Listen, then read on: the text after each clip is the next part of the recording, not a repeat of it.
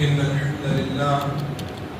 نحمده ونستعينه ونستغفره ونعوذ بالله من شرور أنفسنا ومن سيئات أعمالنا من يهده الله فلا مضل له ومن يضلله فلا هادي له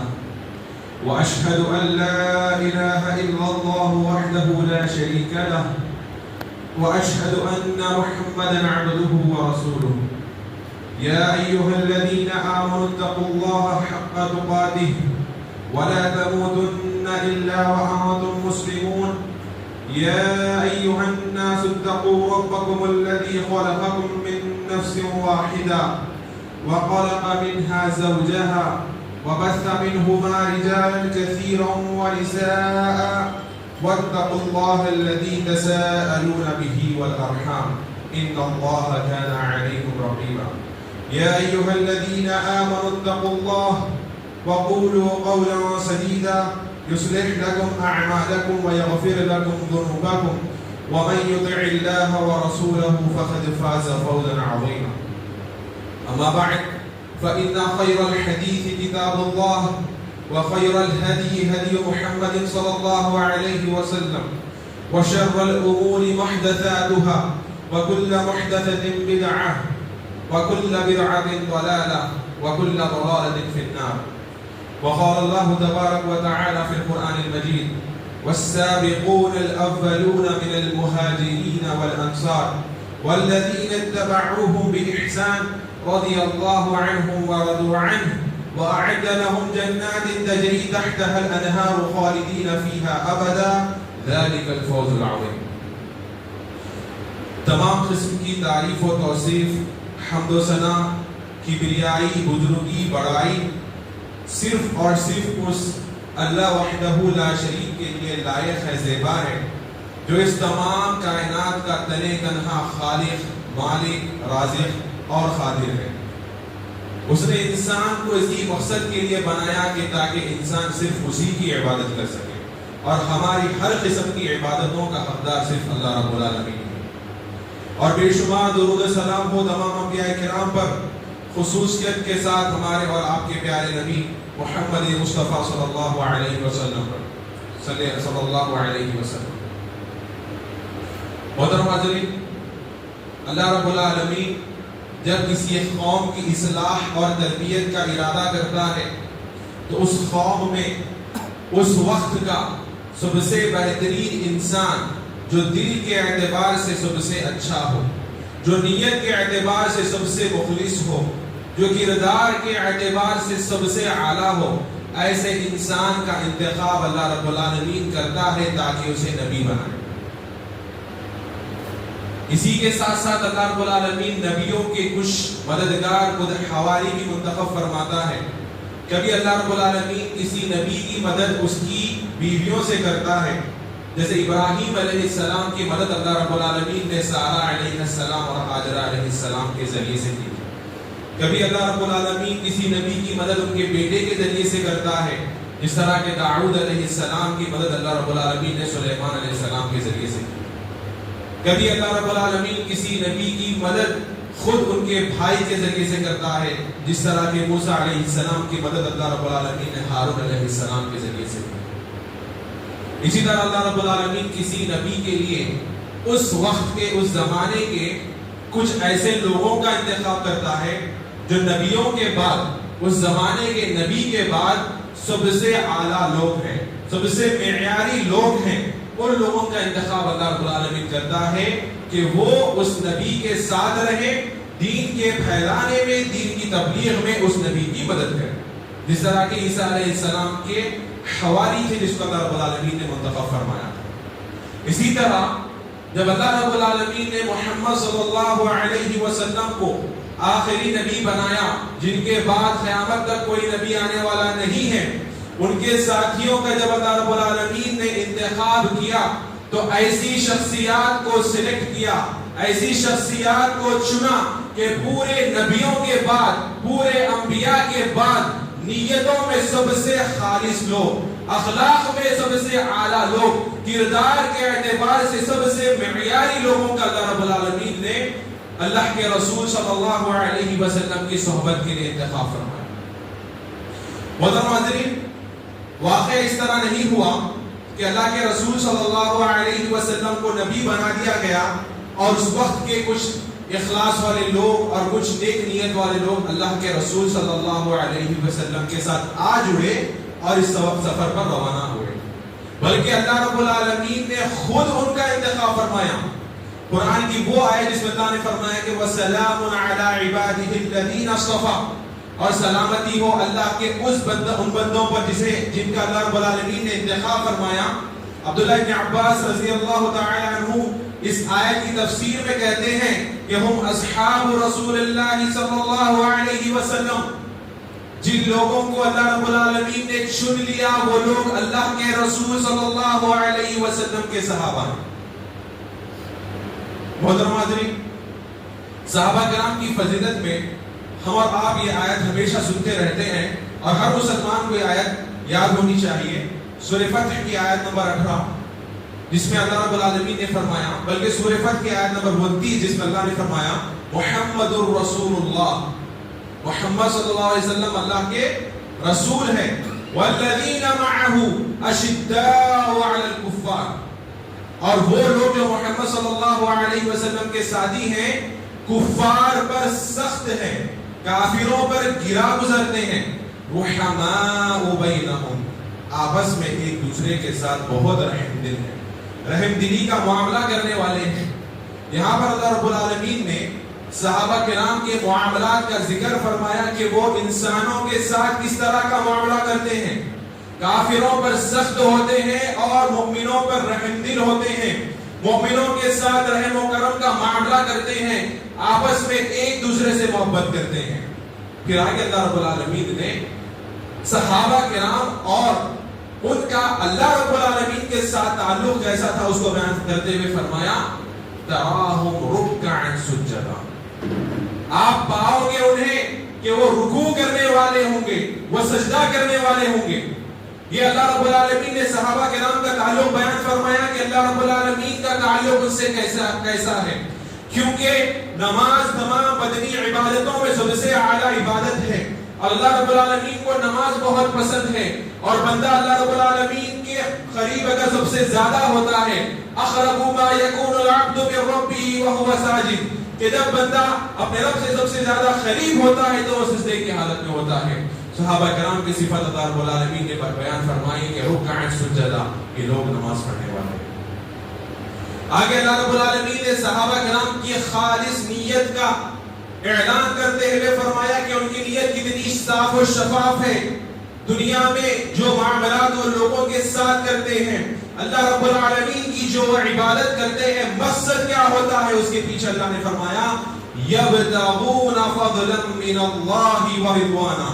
مقصد یہ ہوتا ہے کہ اللہ کی رضا حاصل کی جائے، اللہ کی رضامندی حاصل کی جائے، اللہ کا فضل حاصل کیا جائے، اللہ کی رحمت حاصل کیا جائے۔ اللہ رب العالمین نے صحابہ کرام کے اوپر اٹھنے والی انگلی کو یہیں پر نیچے کر دیا کہ میرے جو صحابہ ہیں، میرے جو بندے ہیں، جب وہ عبادت کرتے ہیں تو صرف خالص میری عبادت کے لیے کرتے ہیں، میری رضا کے لیے کرتے ہیں۔ محترم حاضرین،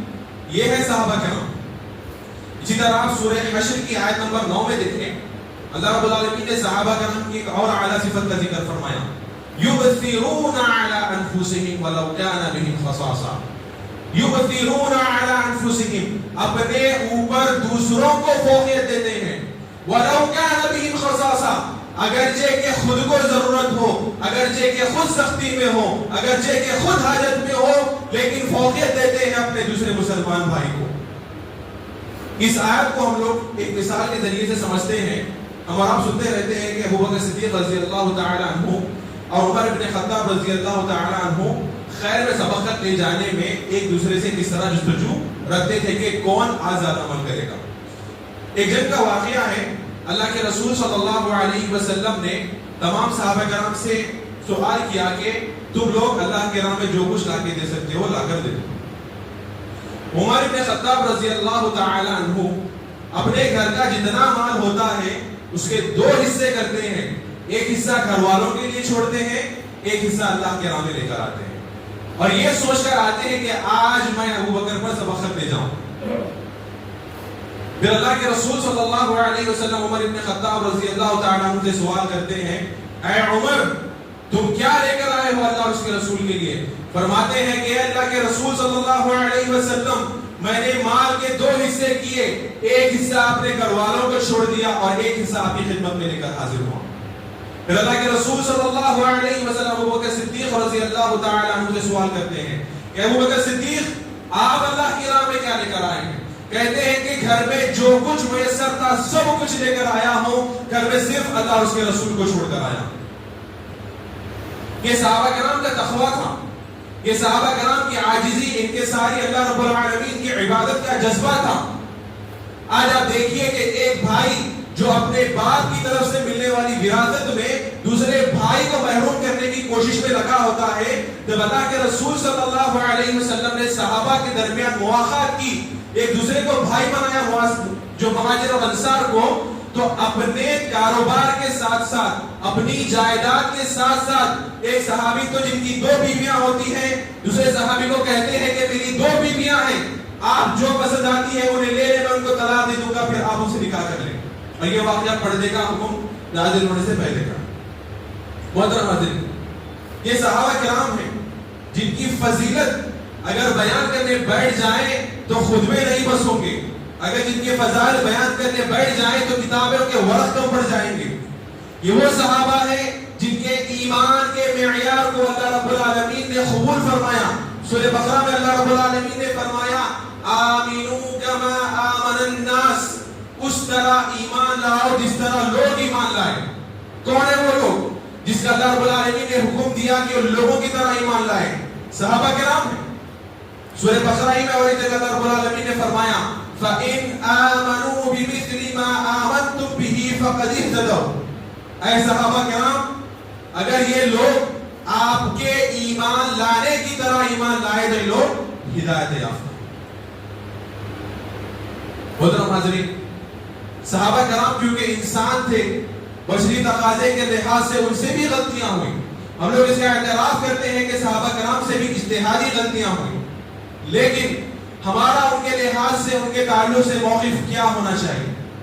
اللہ رب العالمین نے فرمایا والسابقون الاولون من المہاجرین والانصار. سورہ توبہ کی آیت نمبر 100 ہے. اللہ رب العالمین فرماتا ہے مہاجر اور انصار میں سے ایمان میں سبقت لے جانے والے سب سے پہلے ایمان لانے والے، والذین اتبعوہم بإحسان، اور جو لوگوں نے احسن طریقے سے ان کی اتباع کی، رضی اللہ عنہم ورضوا عنہ،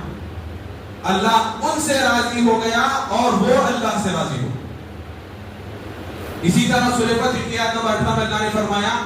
کہ لقد رضی اللہ عن المؤمنین اذ یبایعونک تحت الشجرہ، کہ اللہ رب العالمین مؤمنوں سے راضی ہو گیا اس وقت جو آپ کے ہاتھ پر بیعت کر رہے تھے درخت کے نیچے. یہ بیعت رضوان کا واقعہ ہے. اب اندازہ لگائیے کہ کئی سارے صحابہ کرام تھے اور کچھ صحابہ کرام کو جو چند وقت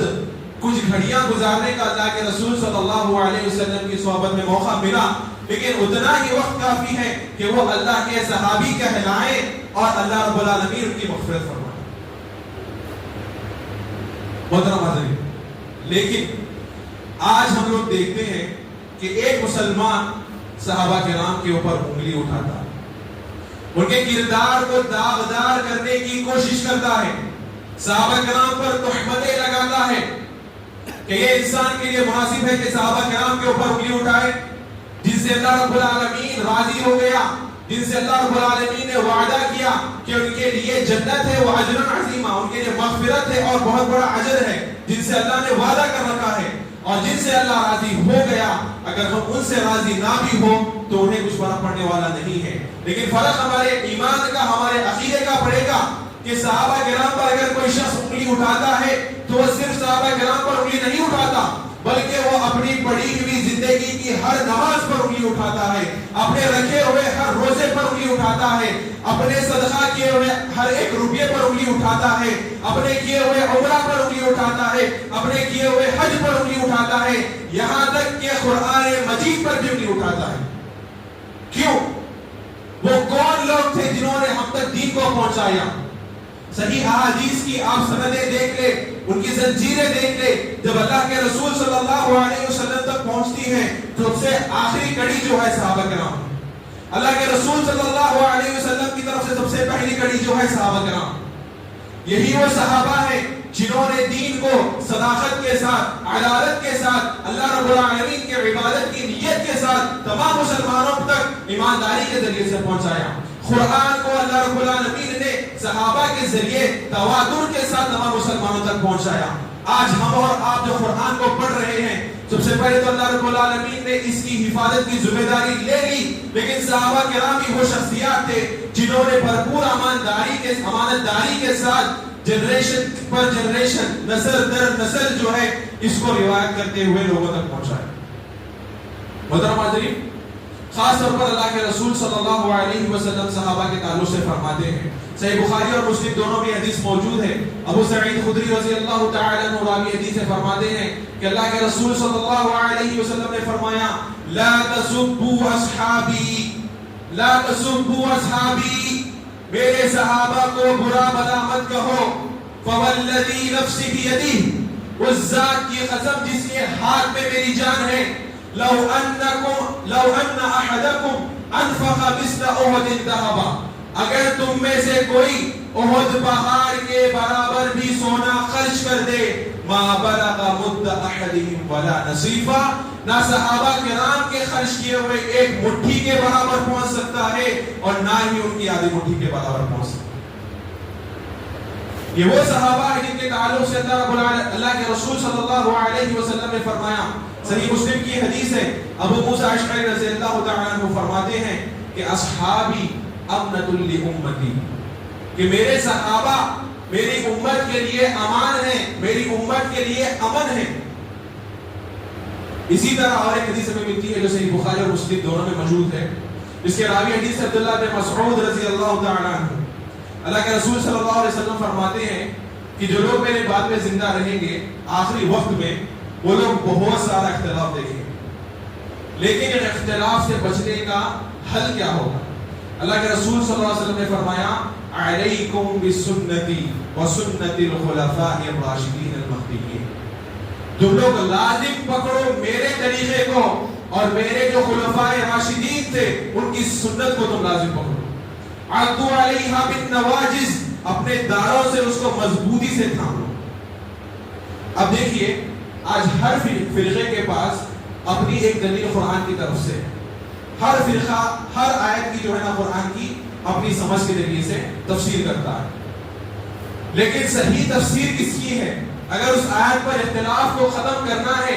تو کس کی جو تفسیر ہے، کس کی جو فہم ہے، کس کی سمجھ ہے جو قابل قبول ہے، وہ ہے صحابہ کرام. کیونکہ پوری دنیا میں ہمارے دین کو سب سے زیادہ سمجھنے والے، اس پر سب سے زیادہ عمل کرنے والے صحابہ کرام تھے. صحابہ کرام اللہ کے رسول صلی اللہ علیہ وسلم کے اسٹوڈنٹس تھے، جن کی ٹریننگ خود اللہ کے رسول صلی اللہ علیہ وسلم نے کی. محترم حاضرین، انسان جو ہے نا اپنی زبان کے ذریعے سے بہت جریح ہو جاتا ہے اور اللہ کے رسول صلی اللہ علیہ وسلم کے صحابہ کرام کی شان میں گستاخی کرتا ہے. آپ کے سامنے میں ایک حدیث ذکر کرتا چلوں. امام طبرانی نے اپنی اوسط میں اس حدیث کو ذکر کیا ہے، امام البانی نے اس حدیث کو حسن قرار دیا ہے. اللہ کے رسول صلی اللہ علیہ وسلم نے فرمایا، من سب اصحابی، جس نے میرے صحابہ کرام کو برا بلا کہا، فعلیہ لعنت اللہ والملائکۃ والناس اجمعین، تو اس کے اوپر اللہ کی لعنت ہو، فرشتوں کی لعنت ہو اور تمام کے تمام لوگوں کی اس کے اوپر لعنت ہو. محترم حاضرین، ایک آخری آیت ذکر کرتے ہیں اپنی بات کو ختم کروں گا اور یہی آیت میرے خطبے کا خلاصہ ہوگی. ہمارا اور آپ کا موقف صحابہ کرام کے تعلق سے کیا ہونا چاہیے؟ اللہ کے رسول صلی اللہ رب العالمین نے سورہ حشر آیت نمبر 10 میں فرمایا، والذین جاءوا من بعدهم يقولون ربنا اغفر لنا ولإخواننا الذين سبقونا بالإيمان ولا تجعل في قلوبنا غلا للذين آمنوا ربنا إنك رؤوف رحيم. اللہ رب العالمین نے یہاں پر واضح کر دیا کہ صحابہ کرام کے بعد سب سے پہلے تو تابعین مخاطب ہے، اس کے بعد قیامت تک آنے والے جتنے بھی لوگ ہیں ان کا موقف صحابہ کرام کے تعلق سے یہ ہونا چاہیے کہ وہ کہیں اپنے رب سے ان کی مغفرت کی دعا کریں. ربنا اغفر لنا ولاخواننا الذين سبقونا بالایمان. اے اللہ تو ہماری مغفرت فرما اور ہمارے ان ایمان والے بھائیوں کی سبقت فرما جو ایمان میں ہم سے سبقت لے گئے. ولا تجعل في قلوبنا غلا للذين آمنوا. اور ایمان لانے والوں کے لیے ہمارے دل میں کوئی کینہ کوئی کپٹ تو باقی مت رکھ. آخر میں اللہ رب العالمین سے دعا ہے کہ اللہ رب العالمین ہمیں ہمارے دین کو صحابہ کرام کے طریقے پر عمل کرنے کی اور ان کے فہم کے ذریعے سے اس دین کو سمجھنے کی توفیق عطا فرمائیں. اور جتنے بھی مسلمان ہمارے پریشان حال ہیں اللہ رب العالمین ان کی جملہ پریشانیوں کو دور فرمائیں. اور جتنے بیمار ہیں اللہ رب العالمین ان کو شفاء کاملہ عاجلہ دائمہ مستمرہ عطا فرمائیں. مسلمان ماں اور بہنوں کی عزت و آبرو کی اللہ رب العالمین حفاظت فرمائیں. مسلمانوں کے دشمنوں کو اللہ رب العالمین اس کو نابود کر دے. اللہم اعز الاسلام والمسلمین واذل الشرک والمشرکین ودمر اعداء الدین. اقول قولی هذا واستغفر الله لي ولكم ولسائر المسلمين انه تعالى جواد كريم ولي ولكم رؤوف رحيم واخر دعوانا الحمد لله رب العالمين.